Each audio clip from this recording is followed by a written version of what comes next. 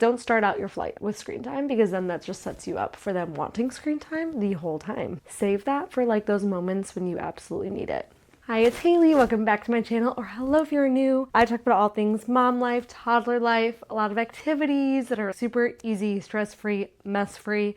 And today we are talking about travel toys. I know how hard it can be to feel really overwhelmed by traveling with a baby or a toddler or multiple children at once, feeling like you're gonna ultimately rely on screens and feeling the guilt of that. And I have done a cross-country road trip with my kids when they were less than a year and 2. And then I've done multiple car rides around the country as well that are shorter than cross country. Same with airplane rides with my kids. And we rarely have to resort on screens. Is it gonna for sure work for you? Of course not. Are some of these things gonna hopefully work for you? Hopefully. And I just want to also say screens are totally okay to also do in moderation or whatever feels good for you. Like if your toddler or your kid is freaking out, it's okay.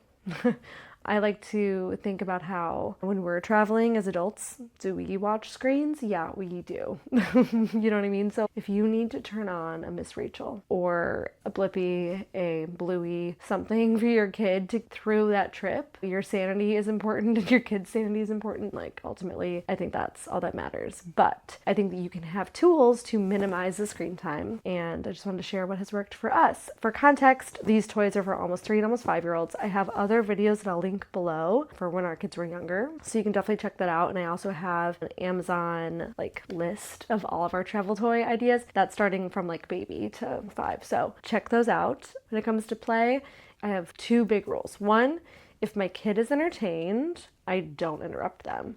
I might find it super boring if they're still playing with something and I'm like, I really don't want that, this is getting boring for me or whatever it may be, especially if you're on a plane. But if they're entertained, I don't interrupt them. I let them play with that one thing until they ask me for something else. Definitely applies in travel toys and travel days, but it also applies in our day-to-day life. And then my other rule is don't start out your flight with screen time because then that just sets you up for them wanting screen time the whole time. So start by doing toys or your Yodo player or whatever it is, but don't start out with screens. Save that for those moments when you absolutely need it. Okay, so some of these are toys that I've bought and some of these are activities and things that I've made. So we're gonna start out with the things that I bought. First, we have this fun sensory toy. This is great for also a quiet corner or a car toy. It doesn't need to be a long flight. These toys are great for restaurant bags too. So there's 2 different sides on this one. A maze zigzaggy side, you put these little things in, or there's this pattern that you also can stick the little toys in. I don't know what these are called. This is a Love Every buckle toy, and this thing we've used since we got it in our play kit at whatever age this comes in. This is a great one for the car. This is a great one for travel. Oh, another big tip is our travel toys. I don't tend to let them play with when we're at home. This stays in my closet or in the car, and it's just a travel toy. Some of these other little activities that I'm going to get into later that I made, I might give them sometimes when we're at home, but travel toys are only travel toys, and that's what also makes them exciting and makes them want to play with them. These are fun little lock toys. They're different vehicles, which are great. They say the number on one side, and then they have the number in dots on the other side, and there's keys that also match that number, so they have to work on unlocking it. My 3-year-old loves these because he loves anything with wheels. So we used these for years as travel toys for him, and he just drove them around. He could not do the key yet. He's starting to be able to do the key and recognize the numbers, but my 5-year-old enjoyed the key part. My 3-year-old loved just the driving part. This was really fun for my daughter this year. She's almost 5. She did all of these pages of Scratcher. Probably entertained her for, honestly, probably almost an hour. There's stickers. It did make kind of a mess on the airplane table. My husband was not very thrilled with it, and I was like, it's fine.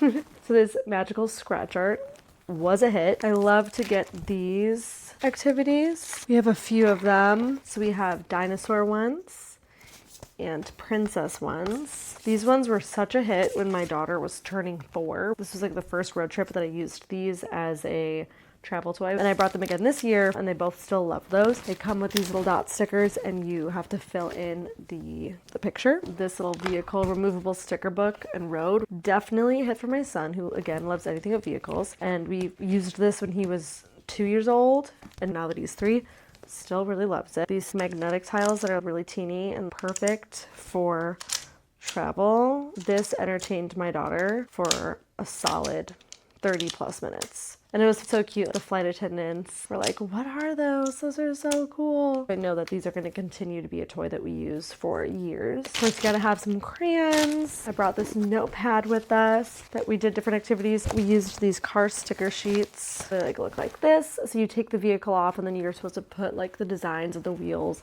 and different things on them, like the windows, the mirrors. We have pages and pages of vehicles that he decorated. This travel busy book we got gifted to us when my daughter, I think, was turning 3 years old. So we've had this for a while.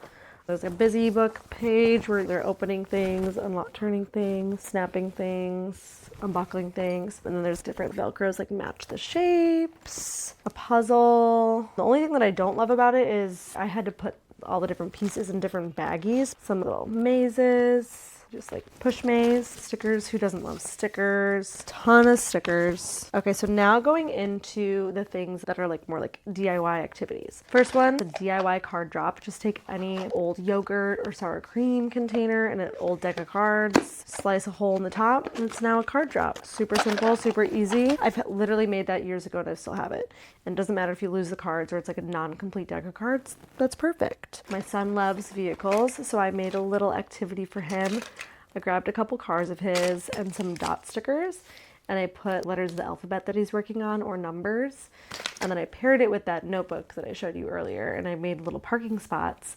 And I stuck the letter or the number on the car, and he had to drive the vehicle and park it in the matching spot. So that was just a fun twist on playing with something he loves, like the vehicles, doing something that was beneficial to him, like learning numbers, practicing his letters, and it was mess-free. I brought some of our favorite popsicle stick puzzles. You put the sticker in between the two popsicle sticks, and then you slice it, like with a box cutter or something, so it splits in half, and then you just put a bunch of different ones out and they have to find the match and put them together. So it's like a fun little puzzle activity. Again, I made this years ago. We do this activity at home. This is a fun cardboard puzzle that I made again years ago, and we still use this because once you make it, you can save it and take 5 seconds to grab it, and you have a puzzle you can easily have your toddlers play with. So this one makes a banana. Great for travel. And then last, I just brought a bunch of sticky notes and some painter's tape because you can do so many things with painter's tape. If you have a baby, you can put painter's tape on the drop-down table and they can pull them off. Put it on the window, they can pull it off. Same with sticky notes. If you have a toddler, use that tape, wrap their toy up. They have to practice taking it off, or a baby can do that, you know what I mean? There's just so many activities that you can do with painter's tape